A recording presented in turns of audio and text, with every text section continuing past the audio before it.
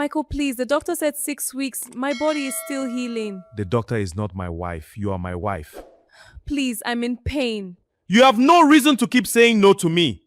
Michael, please, I am not ready. If you don't agree right now, I will bring in another woman into this house. Esther, what happened to you?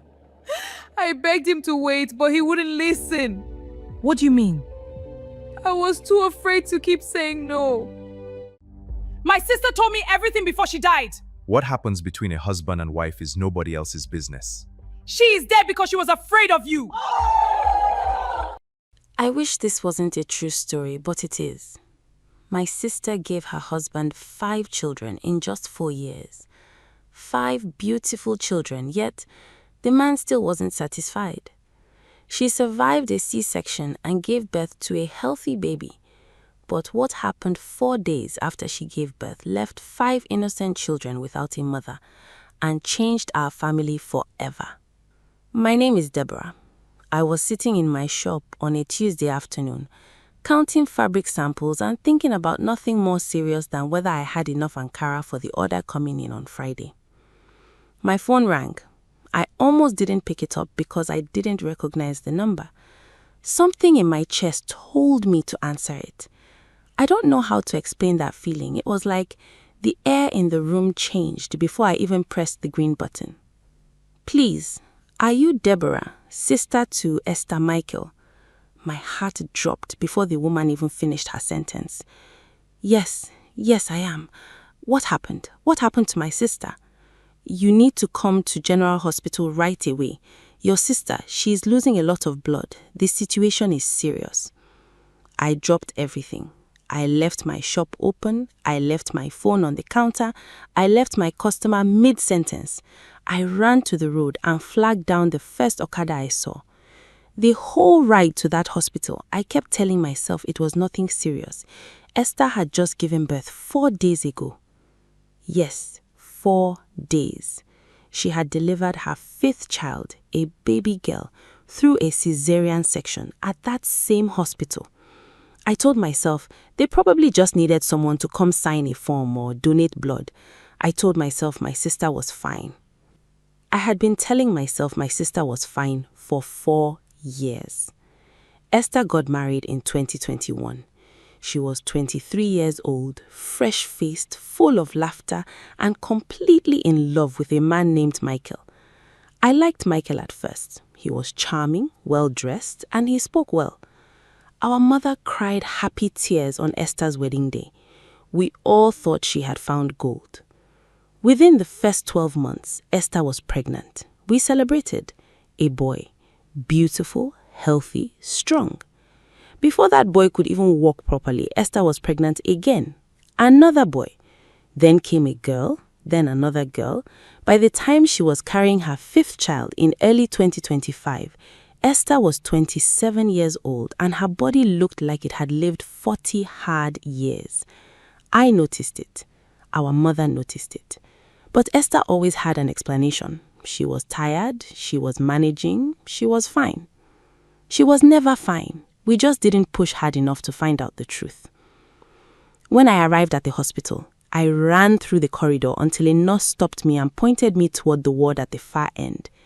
The smell of antiseptic hit me, the sound of machines beeping, and then I pushed open the door and I saw her. Esther was lying on a bed with tubes going into her arms. Her face was pale, far too pale for a woman her age. Her lips were dry and cracked. Her eyes were open, and when she saw me, the tears started falling immediately. Not slow tears, the kind that pour out from a person who has been holding them back for a very long time. Deborah. Her voice came out like a whisper, like it cost her something just to say my name. I rushed to her side and grabbed her hand. It felt cold, too cold. Esther, what happened? Talk to me. What is going on? She opened her mouth and then she closed it again. She looked toward the door as if she was checking whether someone had followed me in. That look on her face, that frightened, checking look, told me more than any words could have. Something had been happening inside that marriage, something she had been hiding from all of us. And now, Whatever it was, it had landed her here. I held her hand tighter. Esther, look at me. Whatever it is, you can tell me now. Tell me everything. She took a slow, painful breath, and then she began to talk. The first thing Esther told me was that she was sorry. I wanted to shake her. I wanted to tell her that she had nothing, absolutely nothing to be sorry about. But I held myself together because I could see how much energy it was taking her just to speak. So I stayed quiet. I held her hand and I let her talk. Michael is a good father, she started, and I almost interrupted her right there. But she continued. At least he loves the children, in his own way.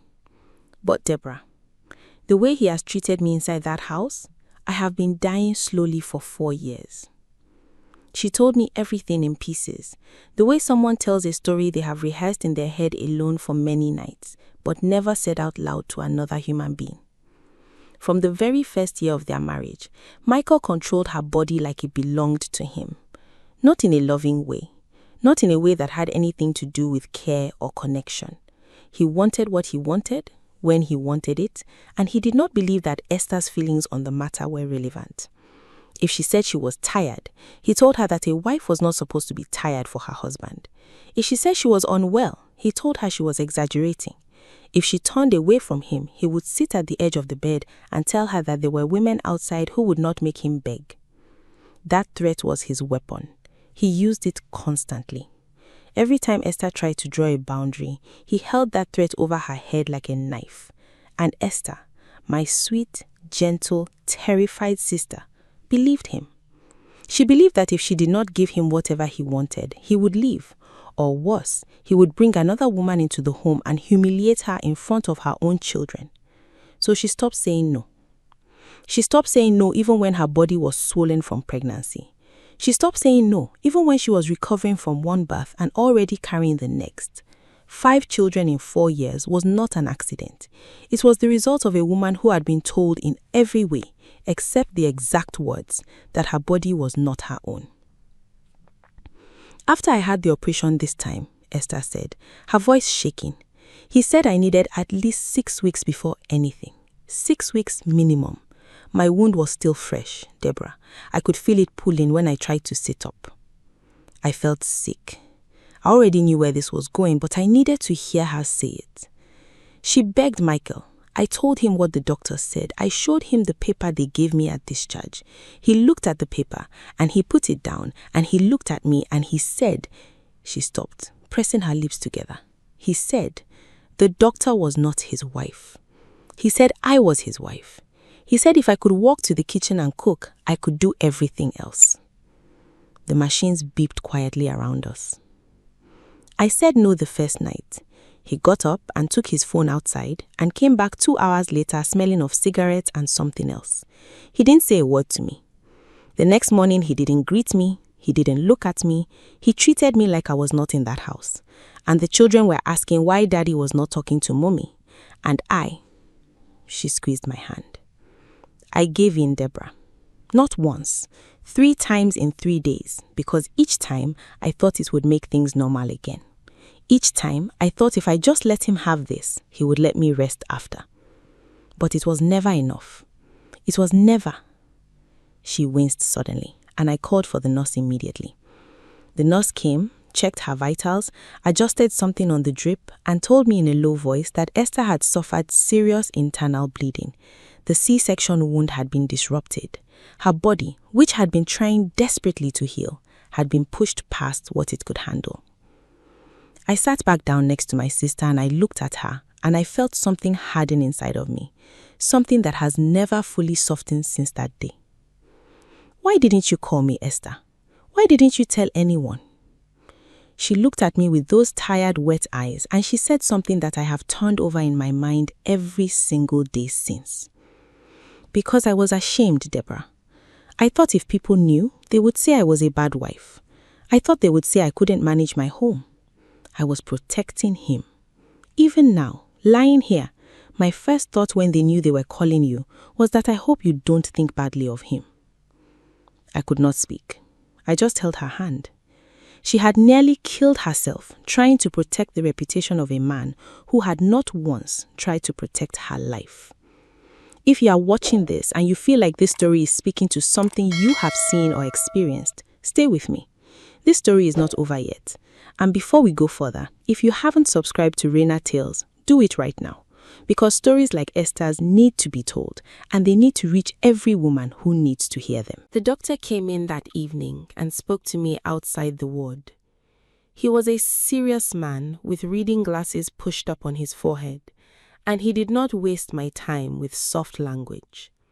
He told me that Esther had lost a significant amount of blood, that the internal damage was extensive, that they were doing everything they could, but the situation had gone on too long before she was brought in. I asked him what he meant by that. He told me that Esther had been experiencing symptoms for more than a day before she finally allowed a neighbor, not Michael, a neighbor, to bring her to the hospital. A full day of deteriorating health, alone in her house, and she had told nobody. "Where is the husband?" the doctor asked me. I didn't have an answer. I had tried to call Michael 3 times since I arrived. He had not picked up. I went back into the ward and I sat with Esther. She was weaker now than when I had first arrived. Talking had taken something out of her, but she didn't want to stop. It was as if she knew, the way people sometimes know, that this was the only window she was going to have, the only chance to say out loud the things that had lived inside her in silence for 4 years. She talked about the children. She described each one to me as if I didn't already know them, as if she needed to say their names and their personalities out loud one more time. Her firstborn, David, who was already protective of his younger ones and always stood between them and any trouble. Her second son, Emmanuel, who laughed at everything and made the whole house noisy. Her first daughter, Grace, who was only 2 and already had Esther's same quiet, watchful eyes. Her second daughter, Joy, barely 1 year old, still unsteady on small legs. And then the new baby, the tiny girl she had only held for 3 days before her body began to fail, whom she had named Peace. "Deborah," her voice was very quiet now, almost a breath. "Take care of them. Don't let Michael's family take them somewhere I cannot reach. Take care of my children." "Esther, stop talking like that. You are going to promise me." I promised her. She closed her eyes for a moment and then opened them again. She was looking at the ceiling when she said the next thing. "Tell my children I loved them. Tell them their mother was not weak. I didn't know how to choose myself. Nobody ever taught me that I was allowed to." I was crying by then, silently, trying not to let her see how frightened I was. Michael finally arrived at the hospital at almost 9 o'clock that night. He walked in smelling of alcohol, his shirt not fully tucked in, and he stood at the foot of Esther's bed for less than 2 minutes. He patted her leg twice.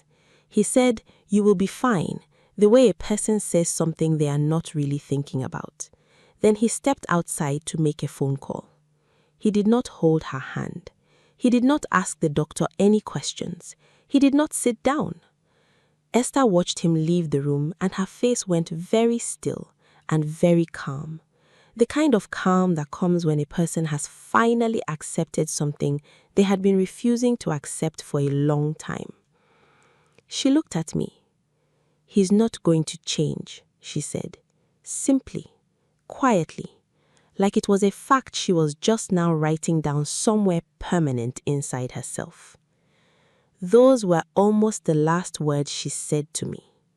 By midnight, the nurses were moving faster around her bed. By 2 in the morning, a doctor I hadn't seen before came running in. I was pushed to the corridor. I stood outside that door with my hand over my mouth, listening to the sounds of people fighting to save my sister's life.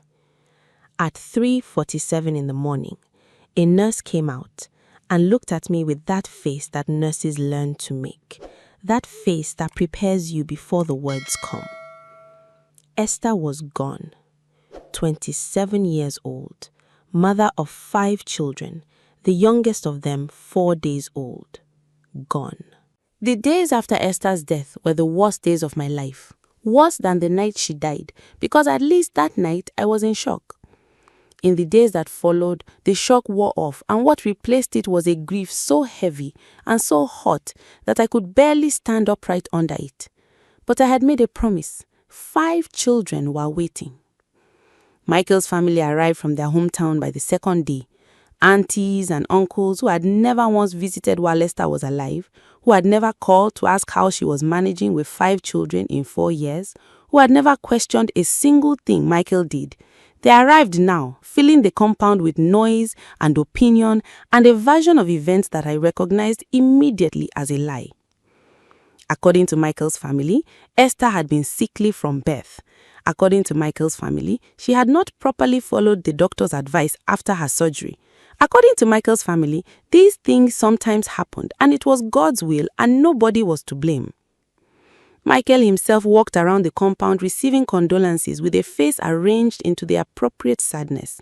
He shook hands, he accepted food, he let people pat his shoulder and call him a strong man. At one point, I watched him accept a hug from the pastor who had married him and Esther, and I felt something rise inside me that I had to physically press back down. On the 3rd day, I asked to speak to Michael privately. We sat in the small parlor of the house where my sister had lived and suffered and bled, and I looked at this man directly and I said, "Michael, I know what happened. Esther told me everything before she died." He looked at me without flinching. "Deborah, you are grieving. You are not thinking clearly." She told me about the pressure, about the threats, about what happened after the surgery. 3 times in 3 days, Michael. She told me everything. He leaned back in his chair. He actually leaned back. She is my wife, was my wife. What happens between a husband and his wife in their home is their business.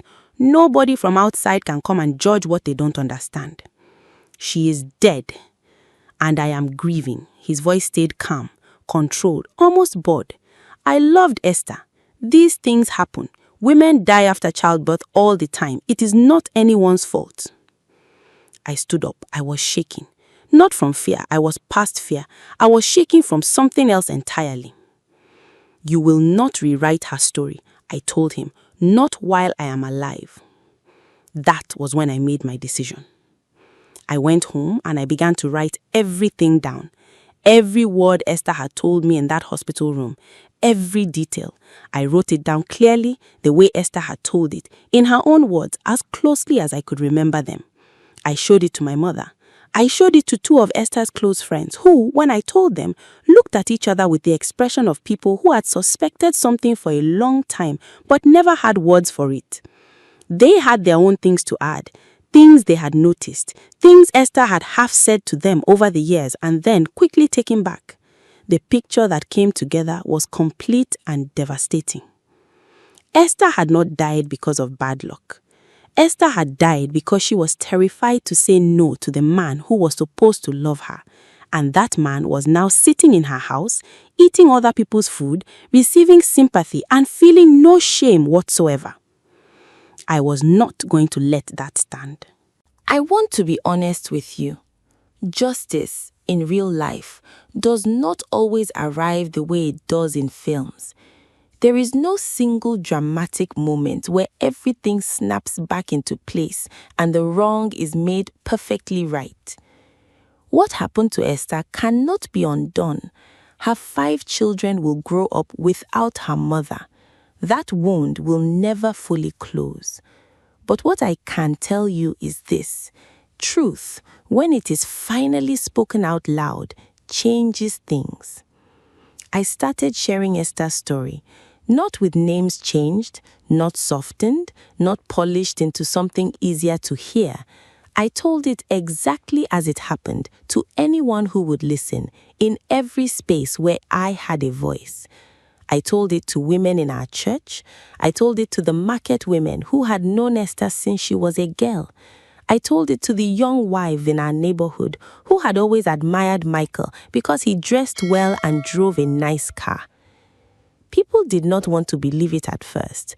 That is always the first response, disbelief. Because it is more comfortable to believe that a man who looks good and speaks well is a good man. It is more comfortable to believe that a woman who died after childbirth simply had bad luck. It is easier than accepting that we were all standing close enough to the truth to touch it, and we chose not to look. But the truth kept spreading. One of Esther's friends came forward and shared a voice note Esther had sent her in 2023, a voice note she had never played for anyone out of respect for Esther's privacy. In that voice note, Esther was crying. She described exactly what she had described to me in the hospital, in her own voice, in her own words. When that voice note began to circulate, something shifted. The community that had been protecting Michael with their silence began to step back from him. The pastor who had patted Michael's shoulder came to my house and sat down and listened for 2 full hours. He left looking like a man who had a great deal to think about.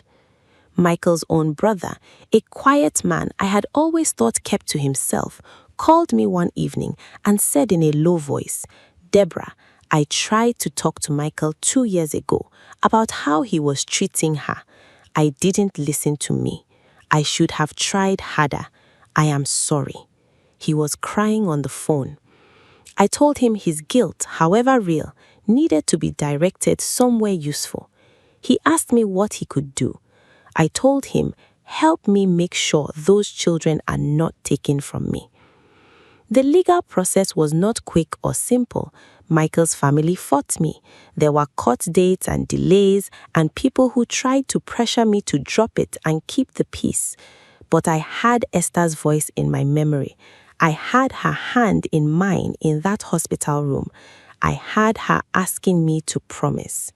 I did not drop it. Michael lost custody of the 5 children. The full details of what had led to Esther's death became part of the court record. It is there now, documented, official, permanent. Michael's good name in that community, the name he had spent years building, was stripped back to what was underneath it. He is not in prison because the law, as it stands, does not yet have the right words for what he did. But that is a fight I am still part of. That fight is not over. What I can tell you is that today, Esther's 5 children are with me. David, Emmanuel, Grace, Joy, and little Peace, who will never know her mother except through the stories I will spend the rest of my life telling her. Every night, I tell them about Esther. Not the version of Esther who was afraid, not the Esther who couldn't say no. I tell them about the Esther who laughed loudly and danced in the kitchen when a good song came on the radio. The Esther who could cook jollof rice that made grown men cry. The Esther who once stood in the rain for 40 minutes to flag down a bus for an old woman she didn't even know. The Esther who loved them so completely that even in her final hours, when she was running out of time and energy, the only thing she wanted to talk about was them. That is who her mother was. That is who she will always be in this house. Esther did not die because she was weak. She died because she was surrounded by a world that had never once taught her that her life was worth protecting, even from the person who was supposed to love her most. I am telling this story because Esther could not tell it herself.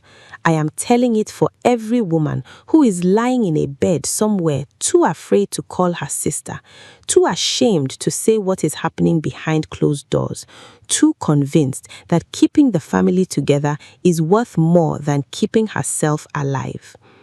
You are allowed to say no. You are allowed to heal. You are allowed to choose yourself. Your life is not less important than your marriage. Your body is not a sacrifice you owe to anyone. Esther is gone, but her story is not going to be buried with her, not as long as I have breath to speak it. Rest, my sister. I have the children. I have your story. I will not let the world forget you. If this story moved you, share it with someone who needs to hear it.